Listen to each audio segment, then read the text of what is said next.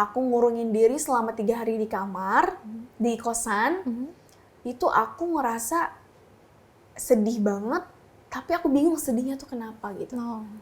Dan aku nangis terus-menerus, dan aku ngerasa kayak orang tua aku juga gak sayang sama aku. Semua orang benci sama aku. Jadi aku takut juga ketemu orang gitu. Akhirnya aku cari di Google how to kill myself without hurt myself. Gimana caranya bunuh diri tapi nggak menyakiti diri sendiri. Dan itu gitu. ada di Google.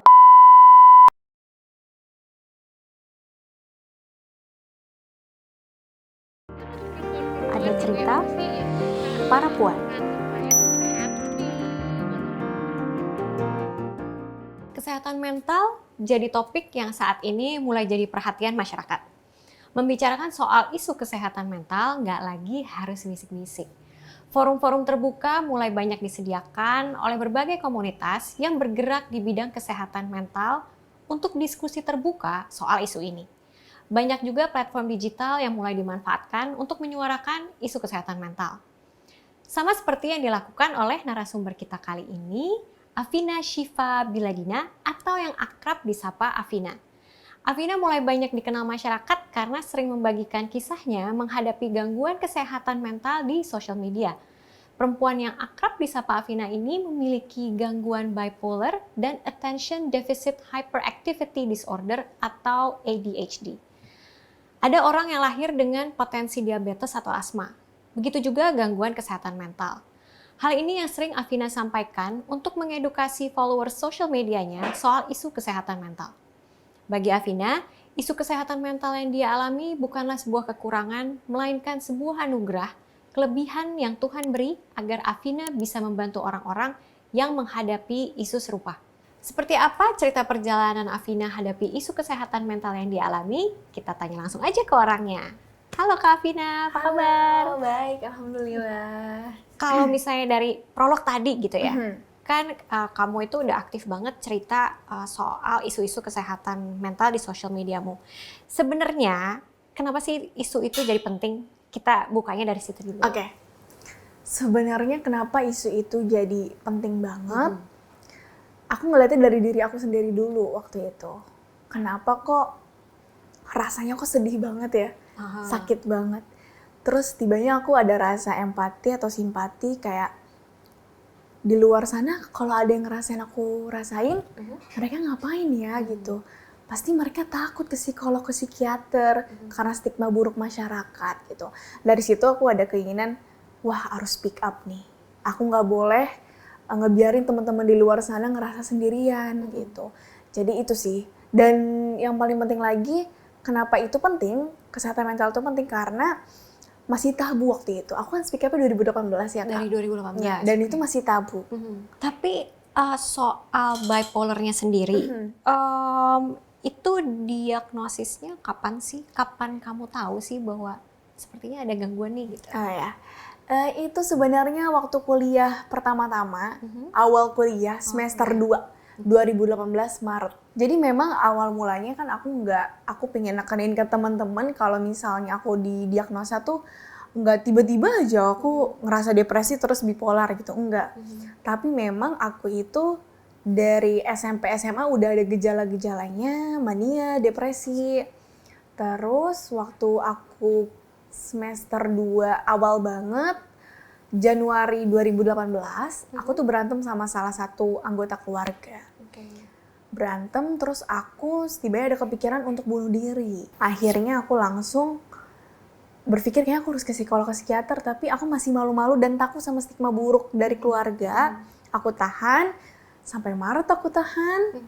Ya udah akhirnya aku ke psikolog, ke psikiater gitu.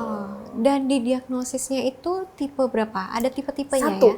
Tipe 1. Oke. Iya. Sebenarnya apa sih pikiran-pikiran yang biasanya muncul ya waktu kamu pertama akhirnya kamu tahu ya di diagnosis oke, ternyata ada bipolar.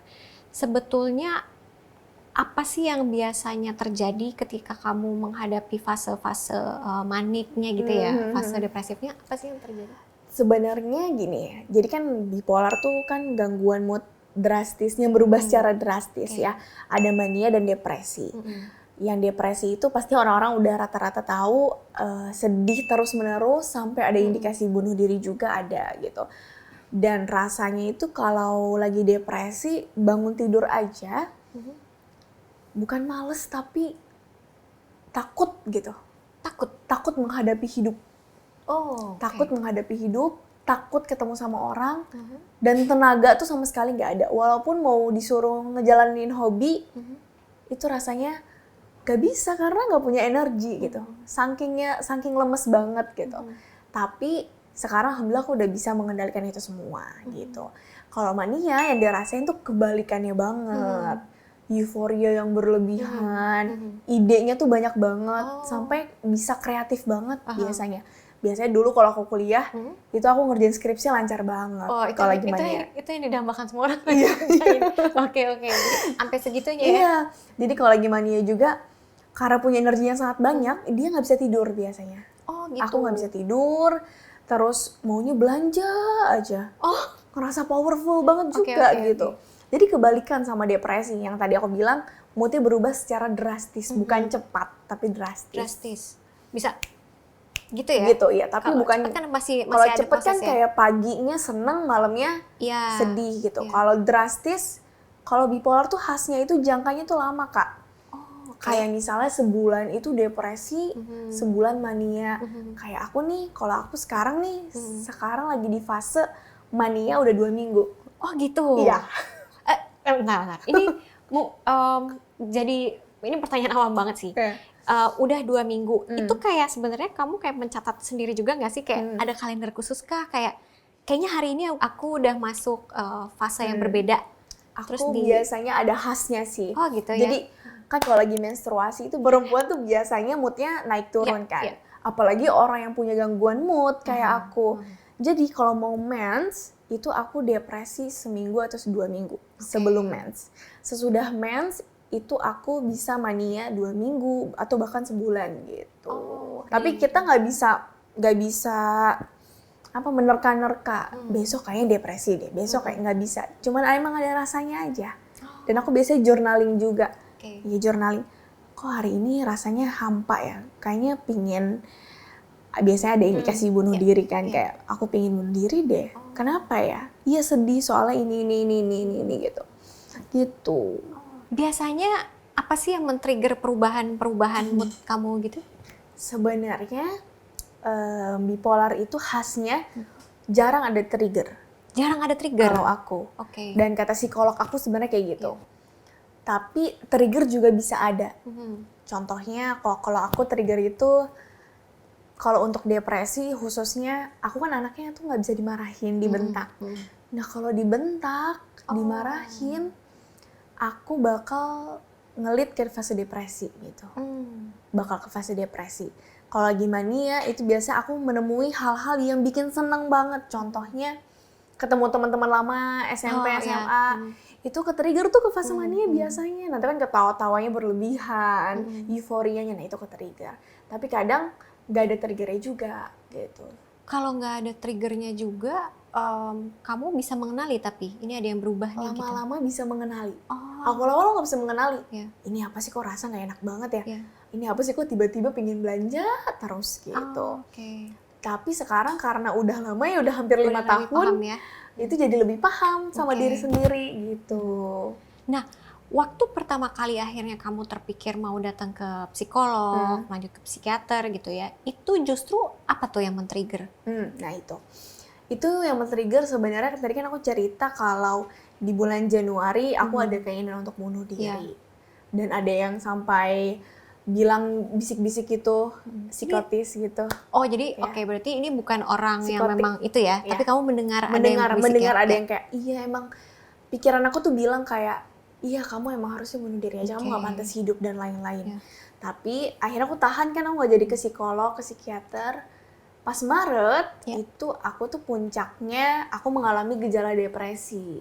Tapi aku belum tahu kalau itu gejala depresi namanya. Aku ngurungin diri selama 3 hari di kamar, di kosan. Itu aku ngerasa sedih banget, tapi aku bingung sedihnya tuh kenapa gitu. Dan aku nangis terus-menerus. Dan aku ngerasa kayaknya orang tua aku juga nggak sayang sama aku. Semua orang benci sama aku. Jadi aku takut juga ketemu orang gitu. Akhirnya aku cari di Google how to kill myself without hurt myself. Gimana caranya bunuh diri tapi nggak menyakiti diri sendiri. Dan itu ada di Google? Dan itu di Google nggak dibilang harus ke psikolog. Oh, gitu. syukurlah ya. Di Google tuh delete-nya ke situ gitu. Di Google, di Instagram aku cari suicide bla bla bla. Itu langsung delete ke kamu harus ke profesional gitu. Dari situ aku kayak oh iya sih benar aku harus ke psikolog atau psikiater karena aku nggak mau kesehatan fisik aku aja yang sehat, aku pengen kesehatan mental aku juga sehat. Akhirnya aku ke psikolog, dari psikolog dirujuk ke psikiater dan diagnosis bipolar gitu. Siapa itu waktu itu yang nemenin kamu pergi? Nggak ada. Gak ada yang temenin? Aku sendiri. Kamu pergi sendiri ya? Aku pergi sendiri, 18 tahun. Tapi sebelum pergi, kamu sempat ngomongkah gitu Enggak. ke siapapun? Enggak. Enggak Karena aku juga. takut banget dibilang kurang iman, Iya, kurang iya, iya, ibadah. iya. Aku takut banget bilang kayak gitu.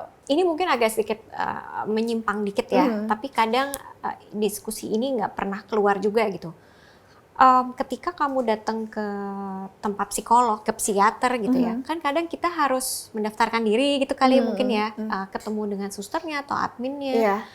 Dari titik itu aja, ada nggak sih omongan mereka yang mungkin bikin kamu kayak, aduh kayaknya nggak usah nih gitu. Nggak ada sih. Syukurnya nggak ada ya. Karena aku pergi ke klinik yang khusus banget kesehatan mental waktu itu. Jadi itu tempatnya tempat-tempat anak-anak yang berkebutuhan khusus. Ya. Terus orang-orang yang butuh psikolog sama kayak aku gitu. Jadi nggak ada di judge, nggak ada sama sekali. Ketika didiagnosis gitu ya, diterima, Afina, kamu itu mengidap bipolar.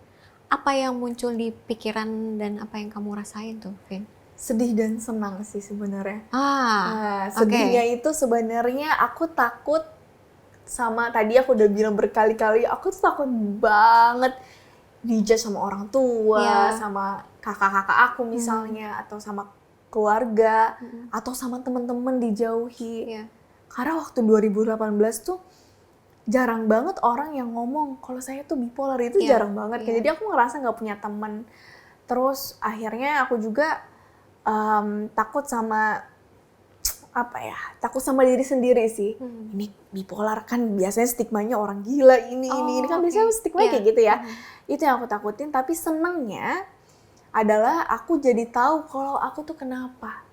Jadi aku lebih mengenal diri sendiri gitu. Dan tahu treatmentnya tuh ternyata harus minum obat, terapi, dan itu harus dilakukan biar jadi lebih baik diri aku. Jadi aku ada senangnya, ada sedihnya itu. Gitu. Apa istilahnya jadi lebih stabil ya? Kalau kayak gitu ya. Nah, tapi sejauh mana akhirnya diagnosis yang kamu terima ya? Tadi kan kamu bilang, oh aku jadi lebih tahu, aku ternyata seperti ini, terus aku harus treatmentnya begini gitu. Tapi efeknya ke kamu menerima dirimu sendiri gitu? It takes a long time. Aku tuh baru nerima sebenarnya tahun 2021 sampai 2000 sekarang sih sebenarnya. Baru nerima kayak oke, aku adalah penyintas gangguan bipolar yang setiap bulannya, setiap tahunnya ada mood berbeda-beda. Dan dulu-dulu sih aku jujur masih denial. Masih denial setiap aku lagi di fase depresi khususnya. Itu kayak kenapa sih harus ngerasain ini? Benci banget sama diri sendiri, kenapa aku harus minum obat? Biasanya orang-orang kan juga males minum obat, takut minum obat. Tapi sekarang enggak sih, alhamdulillah sekarang udah nerima.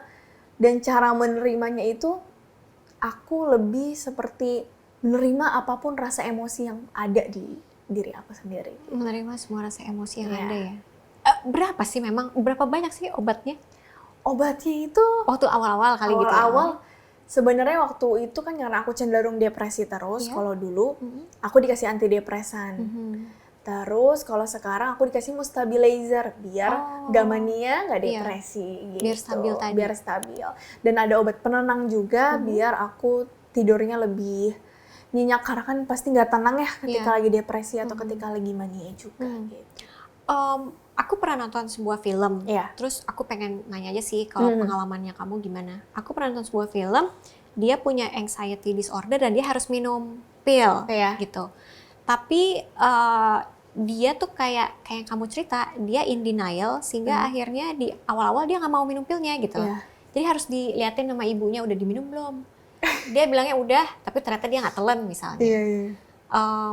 Ada nggak sih juga kalau waktu itu di Kak Afina gitu ya, ada nggak sih perasaan denialnya sampai nggak kayaknya kalau nggak minum sebenarnya masih bisa ku kontrol deh gitu. Adanya kayak gini, minum obat sama aja. Oh gitu ya? Iya. Oh itu kali ya pikirannya ya? Iya pikirnya, minum obat sama aja, tetep aja depresi, tetep aja mania gitu. Iya, iya. Cuman ternyata yang sudah aku telusuri sama pengalaman hidup aku, ketika aku minum obat, itu aku jadi lebih bisa ngontrol suicidal thoughts aku. Oh, oke. Jadi aku biasanya kalau lagi depresi, loncat ke pikiran kayaknya harus mengakhiri hidup deh gitu. Tapi kalau ini ada pikiran itu cuman aku lebih kayak, tenang Vin, ini lagi fasenya, it will pass, dan ini bisa dikontrol sama kamu gitu. Wow. Jadi lebih bisa ngobrol sama fase depresinya itu malah gitu. Oh wow, oke. Gitu. Reasoning ya sebenarnya itu Iya, ya. Reasoningnya jadi muncul lagi ya. Iya. Itu yang ngatur kestabilan mood jadi sebetulnya ya. Iya, benar.